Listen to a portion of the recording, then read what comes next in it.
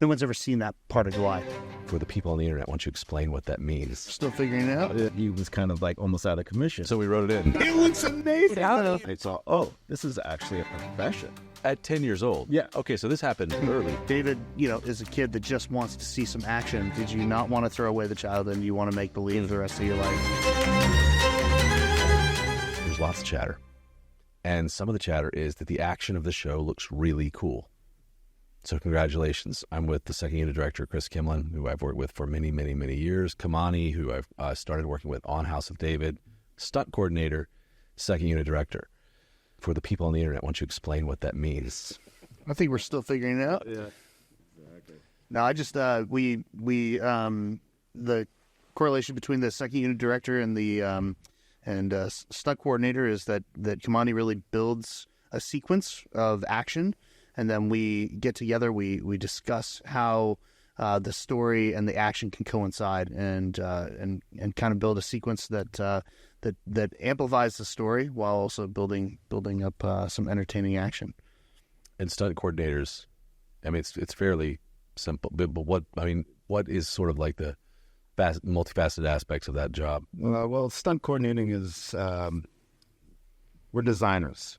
Basically, and choreographers were designing the movement and action sequences, safety elements that are put in place, and really trying to add the visual language of the physical movement through the story and the plot with action, like just driving that. So. Yeah, it's taking from the writers and basically breaking it down, putting it into more of a pre-visualization and designing, and then, like Kris said, we kind of get together and then start working it, massaging it, to make it truthful to the story. Like you were rehearsing a stunt for me, showing it to me on you guys' kind of previs kind of iPhone stuff as you often do, about like basically a guy getting hit by a horse. Like a horse runs into a person. Like, what kind of person is like, wakes up in the morning excited, like, I get to get hit by a horse today? Like, the psychology of stuntmen is something that is of infinite interest to me. Like, why get it? Do you stumble into this? Do you start as a child being like, I want to risk my life every day and break every bone in my body? Like, what's the psychology of this? Why is it fun? You get to be a child, and you get to stay a child. So it's playing. Yeah. We get to play every day in the sandbox.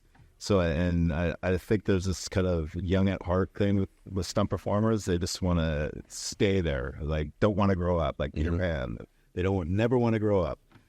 So yeah, I mean, waking up in the morning going saying that I want to get hit by a car or a horse. Yeah, nobody likes that, but there is a certain thrill, and of course, again, it's always about safety. So we try to make it look like it hurts. It does hurt when you get hit by a car. It's cops and robbers in the backyard, but now you're actually playing cops and robbers and jumping off buildings and getting hit by cars. And craziest stunt you've ever done or supervised doing? Not the greatest stunt, but the most memorable would be when I got to work with Jackie Chan. It was like my first movie, and he was like my hero growing up. So when I finally got to work with him, and it just like, so it wasn't like necessarily dangerous or crazy action. It was just fighting and stuff like that. But you get to fight your hero, and a scene that was just what a legend. Yeah.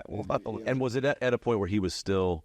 He was still Jackie Chan. He was still Jackie Chan. I mean, he is today, but there was a time where the stunt work was crazy. Okay, so Kris, if you look at season 1, being how the creator of the show just likes to take credit for everything I hear. Talk about some of the sequences that the two of you kind of managed and executed. And for people that have seen season 1, by the way, this is everything but the finale. Okay, got it. When I think fondly of the episode 102 because we really worked the sequence a second unit from the time when they left the wedding, right? And then we pick up the journey into the border village, and just that story and the character breakdown between Iliev and David. David, is a kid that just wants to see some action, but he doesn't know what action really entails. But then Davoud did such an amazing job of when they walked in that border village, you saw his switch from brother to soldier, right? And then when we got to the fight, I treated it like we're starting from one end zone and we're moving to the other. And it was the alleyway where Davud comes down and he attacks the first Philistine, and then touchdown was that beautiful sunset shot where they're leaving the village, and it was all football in between. Each play was a sequence that we went through, and we just conquered each yard as we went. But the thing was that started really a month beforehand when we were at the gym where they train. And Kimani walked us through the whole sequence, and we worked through it with all the stunt players, and we took our iPhones out and we shot that. And Adam, the second unit producer, we kind of got together and we took all that footage and we edited it into a sequence that we could kind of review and basically learn the language of all of it on the day. When we got to shoot it, we could kind of break that language up and do some different things that we were feeling in the moment. But basically, we knew everything kind of through and through.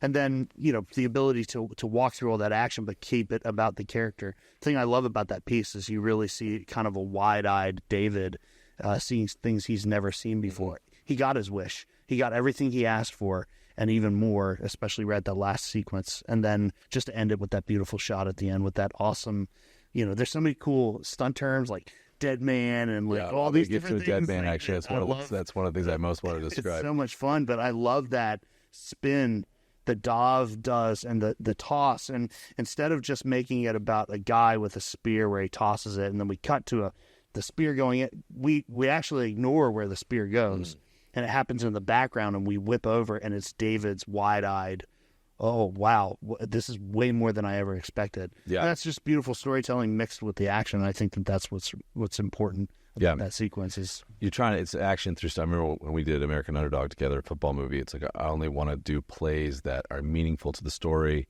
and moving the characters forward. That sequence in the second episode of House David is basically David saying, I want to be a warrior. So his brother takes him to this village, and there's some characters there that are a surprise, one of the villains of the show, and it's this kind of very guerrilla warfare as it goes forward.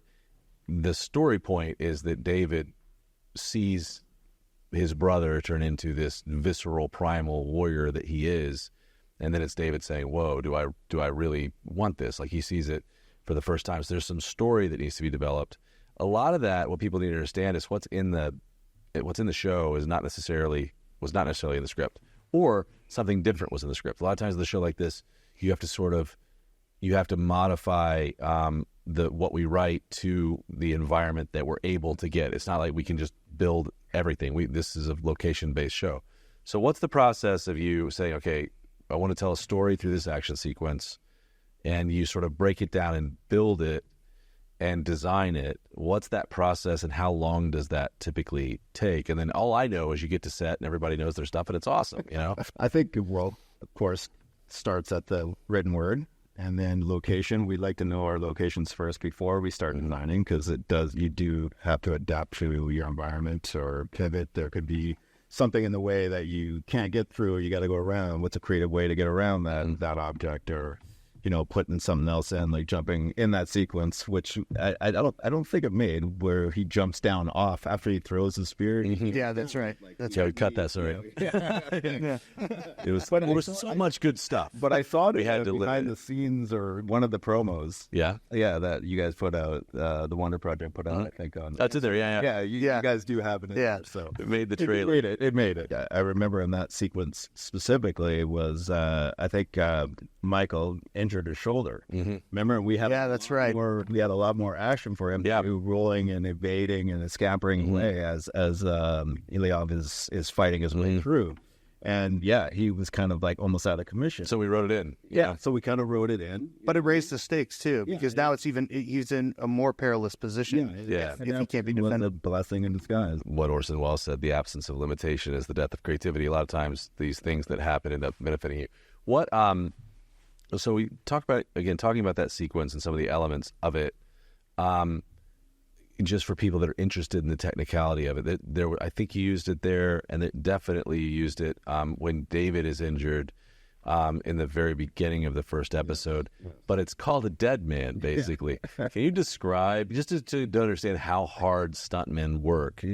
what that is and how it's accomplished. Well, it's basically running full tilt at an end of the line. You're attached with a line at your back or a cable, which is anchored off somewhere offset, and you run as fast as you can until you hit the end of that line. And it usually ragdolls you, and that's why they call it a dead man, because you hit it and you stop dead. And again, this is hit the ground hard. and how this feels. Well, how does this feel to actually do? Because like at third or fourth take, I'm like, what am I doing to this person? It sucks. Yeah, It's the worst. and how do you? It looks amazing. How It's amazing. do you get yourself to run as fast as you can, knowing? Is it better to know where you're going to stop or not know where you're going to stop? Like, how do you get yourself to run full tilt? Well, Knowing you usually find like your end mark, and you just step it back, and then you just give her. But is it like archery where you don't know where you're actually releasing the bow, and then because you're in character, right? Mhm. So you're like, if you're running, you don't have like a visual reference. You can put a line on the ground, but you don't want the camera to see it. But your eyes are focused on whatever your target is. So you're running full tilt. Now there's ways to soften it, where we sometimes will put like a bungee cord in there. Okay. To give us a little bit of if we wanted a little bit, getting ratcheted back, we'll just put a little bit of bungee. But what's so amazing about that shot specifically in 102 is that it isn't, the focus isn't on the stuntman, but he throws all himself in there, and that's like the, from a DP's perspective, right? When I would cinematographer, there's these shots that I would fall in love with, these big epic scoping maybe shots or something that was really compressed, and then you think throughout the rest of shooting, like, oh, I want to do that over and over again. Yeah. But the special thing about it is that it's used one time. Yeah. And the fact that we use that shot where you whip over and it's David there, and in the background, it's him hitting. It's so like, cool. Do we cover that? Well, no, the special thing about it is it's all in the purview of David, right? So that's the beauty of it. It's happening mise en scene, basically, as we're focused on David. And speaking of 101 and the spear of Goliath hitting David, that's on a dead man as well. So he's running full tilt at Goliath and then taking it. That's right. And the way you shot it with the sun in the background. And you have like 10 minutes to get that shot. Yeah. And every day. And we're running the camera at 600-700 frames a second or something like that. It's called a phantom. Yeah. And then, so it's like, okay, here you go. And he did it. And I'm, again, it's a fascinating thing. And did you start out, how did you get into the business? I mean, do action coordinators, stuntmen set out typically to do that, or is this something you discover along the way, basically? I started out in love with movies. Like Star Wars was my first movie I ever saw. And wow. Just blew my mind, and I wanted to get into this medium somehow. I was into dance and breakdancing and performance. So I and choreography, like interesting together, kind of work hand in hand. It's like fighting or even stunt work is a choreography. It's a dance with the camera or the other subjects that are in frame with you. And when I was like 10-ish, I saw The Fall Guy, and that was when I first knew that. The original Fall Guy. The original Fall Guy. Okay. Not the movie that just came out. Yes. But the original Fall Guy with Lee Majors is when I saw, this is actually a profession. At 10 years old? Yeah. Okay, so this happened early. Early, yeah. And I was like, this is actually a profession. Like, people get paid for this. Like, you can get into this. So I kind of like kept doing my dance thing. And then I saw newspaper clippings. I'm based out of Vancouver, and it was for Vancouver Film School doing this kind of stunt training program. Interesting. So then I joined that. It was like a 3-month course, kind of give you the basics, how to make a resume, who to give it to, proper ways to fall, hit reactions, things like that. And then I basically just started getting into it slowly but surely by doing background work, extra work, just getting on set. And that was like my real film school. Absolutely. Yeah, I just sat there and watched everyone's job and the lingo and how they moved and how they talked to each other. And I was like, okay, I like that. I want to go try that out. So I just kind of worked my way up, and then, one a little bit of time. For Kris and I know a little more about this because someone sent me first of all, we've done a ton of movies together. Every movie that I've done, you've been involved in, and as either a DP gaffer, DP, or then with Jesus Revolutions when you started directing, because I was way over schedule, and you directed the whole unit. We saved your butt. And then I'm like, I'm never gonna hire you as a cinematographer again. You're a director, man. So you direct huge portions of this. But in terms of the journey, I actually was someone when House of David came out, actually sent me a youth camp video, Star Wars video, that we did together, and that would have been 24 years ago. Yeah. Wow. Wild. How about that? Wild. That's a long time. You know how old I feel right now? Still, That's crazy. Still grabbing a camera, playing in the woods. Yeah. You know? Yeah. But what do you most enjoy? Because you've been a camera operator, because we both were, actor, gaffer, cinematographer, director. Like, what do you most enjoy about photography? Really, by the way, so, I don't know, at some point, there's this beautiful medium format portraiture photography that you've done that has to be debuted or displayed or sold somewhere of all the actors. It's very, very cool. Check out Kris Kimlin's Instagram.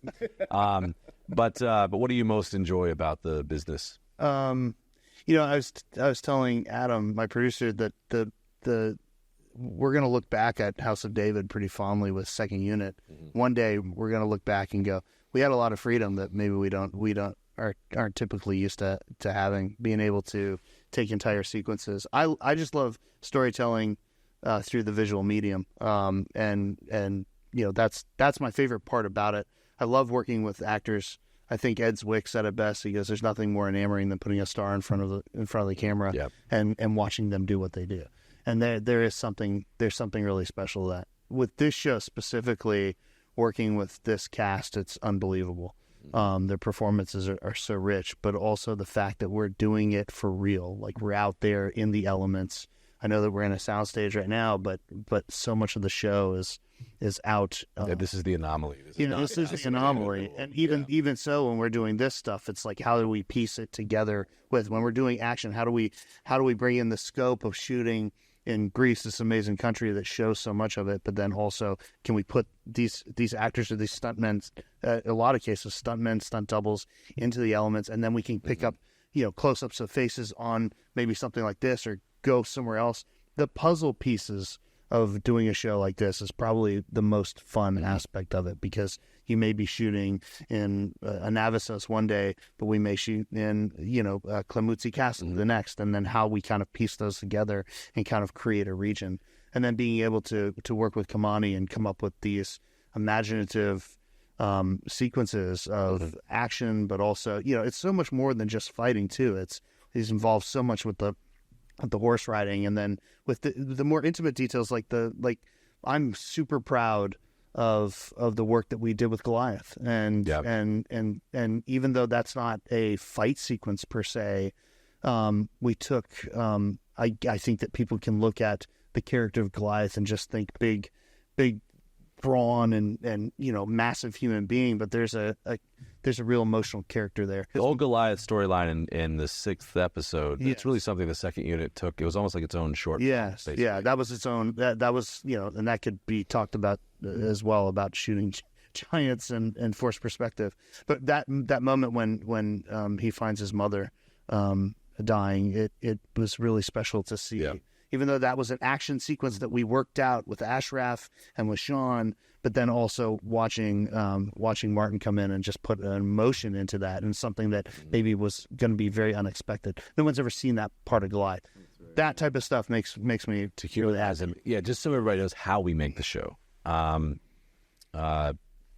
Basically, House of David's sort of a love letter to several movies. Fellowship of the Ring is one of them. The original Star Wars, like when you went and really did it. Yeah. And so the way we accomplish that, it's funny, there's, listen to the internet chatter. Yeah. There's a lot of estimates on the budget number of the show, none of which we even come close to. Yeah. It's a very punch above your weight show and scrappy show. So the way we do it is we have 2 full units that are shooting simultaneously all the time, which is very non-traditional.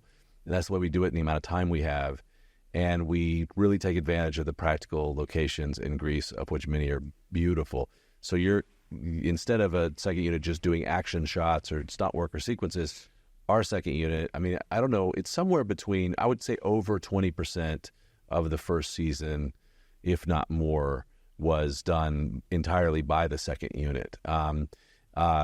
And you would take these entire sequences, and most all the action sequences throughout the show, which is you're also doing. When you design an action sequence, how do you, because you have all this prep work, so you have what's on the page, you meet with the creative, then you have a location, but then you have a rehearsal space where you kind of, it was like do what the Navy SEALs do. You kind of set up the actual space and you just run it, you know. Talk about that and then you film it on your. So what comes to me is this actually little short film on an iPhone, which is super cool. But talk that process of like what are the steps before it goes to camera, and also where does it all come from? I've been wanting to know that. Is do you have like a treasure trove of stunts that you think up of all the time and you put them away and then you pull them out? Because even when we go and scout the locations, he's already got stunts worked out, even though we've never even shot them or even talked about it yet. So he's just like, oh yeah, he's going to fall off of here and this is going to happen. It's like, where'd that come from? Yeah, I think, well, yeah, you must have the imagination has to be well, for all of us. Otherwise, why are we here? Yeah, why are we here? That's the fun part of it. But I think, we do have a stunt space. It's like our lab. We just go in there, we start tinkering and putting combinations together and trying to build something. And then we'll go into like kind of a pre-biz mode. We'll shoot a bunch of it and try to piece it together. The thing about television, which is maybe the viewers don't know, it's very fast moving. Very, very fast. And we shoot in blocks, which is 2 episode blocks. So we're shooting 2 episodes at the same time, and then we're prepping another 2. So all of us have 4 episodes of television in our heads. Well, you probably have the whole, because you created it. Yeah. But, you know, if you're feet on the ground, you have 4 episodes of television in your head at all times. So not only that I have a great stunt team here that we found, all local Greeks. They're fantastic. Alex is the stunt coordinator and Daffy is our fight guy. And I put them together. I can leave and they'll create stuff. They'll just jam. It's just jam. It's just flowing. It's like jazz. Yeah. We're just we take the written word and we just flow with it. So, but the fast moving pace is such a different animal than film is television. So we're just constantly running, and you just got to always be on your toes because stuff can change at any second, as we all know. And so it's just building a treasure chest full of stuff. So if it does come down to it, where we have to pivot, it's like, remember beat 34? Let's throw that in here. Yeah. You know what I mean? And we'll just kind of set. So we're always training and just jamming and working out and just trying to be the best of, our abilities to give to the show, because we know how much it changes. How do you create there's a style to the action in House of David that kind of surprised me that I like. This is the Bronze Age world. It's very old, very visceral, very violent. We're trying to do a show. It's kind of PG-13, but we also want to tell this story. So how did you come up with sort of the style of action in the show? Because I think it's very unique. It's kind of hybrid. It's very cool. Yeah, I think, well, as we know, back in those days, it was very, very violent, and probably no one would want to watch it. Even the craziest people out there is very, very tough time. So I think our first job is we're entertainment, and I think we have to entertain. So we have to make it a journey.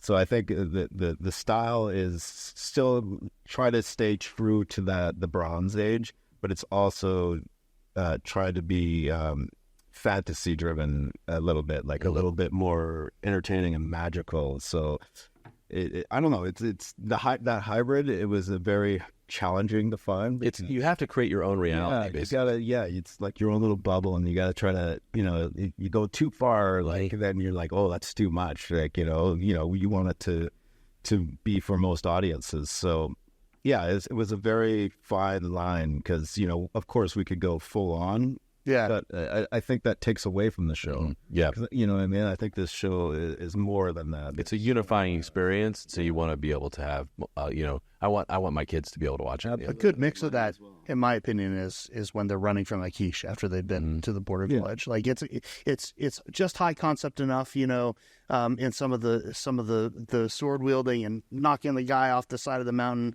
and also a quiche, like the accuracy of the bow, of long distance, but it really fits, and it's not it's just the right amount, and it's slightly mythic. Yeah, that's right. It's just because Star Wars influenced, Star Wars, Lord of the Rings, like these things influence us, and House of David is that hero's journey. So I'm gonna have this conversation for a long, long time. There's so much more to talk about, but unfortunately we have a show to make. But if someone was to ask you, I really want to do what you do. I remember when we were cameraman for ESPN, I found the oldest person I could, this old cameraman. I said, "How did you get in this business?" And he said, "Bad luck, kid. Get out now." What? And I'm like, have I become that person? But if someone were to come to you and say, "I want to be a stuntman. I want to be a director," would you recommend it? What would you tell them? Like, what would their path be? I always tell people I feel like we're unplugged from the Matrix, right? It's that scene in the Matrix where he says ignorance is bliss, and he goes back to eat the prime rib. Yeah. And that's the person that's been in the industry and says, wait, this is not for They're me. not professor. It does take a certain type of panache. It's a hard job to stick in it. But I think if you love to make believe and that's really where it stems from. Is like, did you not want to throw away the child and you want to make believe the rest of your life? I think that's, for me, what it is. I saw E.T. when I was a kid, and that's been my favorite movie ever, and it always had that impact on me of man, I felt like I could open up my closet, and there in my closet as a kid, that E.T. would be right there. I think I've just held on to that, and I found the avenue in which to do that. Mm-hmm. So what would you say? For me, I would definitely recommend it if you have discipline. Mm-hmm. I think there's a certain discipline that, it's such an up and down. It's not like a 9 to 5 where you go in, it's like you might not have it work for 3, 4, 5 months. Mm-hmm. You know what I mean? But you have to stay active, stay creative, and just keep plugging it. It's like your staying power and that kind of discipline. It's also like on the creative side, of course, there's a business element to the film business. But on the creative side, I think absolutely. I think artists. This world needs artists. You know what I mean? It makes the world a better place. Having artists. That's well said. Yeah, it's something about holding on to childhood, isn't it? And it's beautiful. If we get it right, it's right forever, which I love. And the more you do it, you start seeing yourself get better at it, and that's a really beautiful thing. And then it never gets easier, but you get better at handling it, and then it just becomes then it's just second nature. It's just muscle memory. And then all of a sudden, your creativity, you start stamping it with more creativity than you ever did before. Yeah, it was cool because typically when I do a film, I don't watch it for many years because all I see is the flaws. With television, you're working so much on the details that you can't see the whole because it's so fast. So I finally, doing press for House of David, I felt there was an energy to the interviews because they had the screener. So I thought, I need to go watch this show. And I watched it, and I'm like, this is a great show. Who worked on that?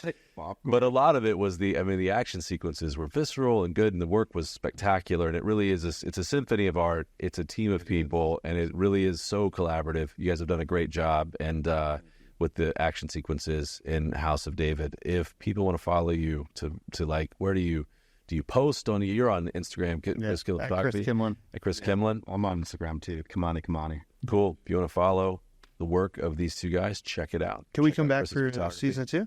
We can definitely come back. You know what? Of course, we're making season 2. This will be. How about? Oh my gosh! We gotta wear back to work. We gotta make a second season of the show. Yes, I think this will be after that announcement. So we should get back to work and make a show. Thank you guys. Take it.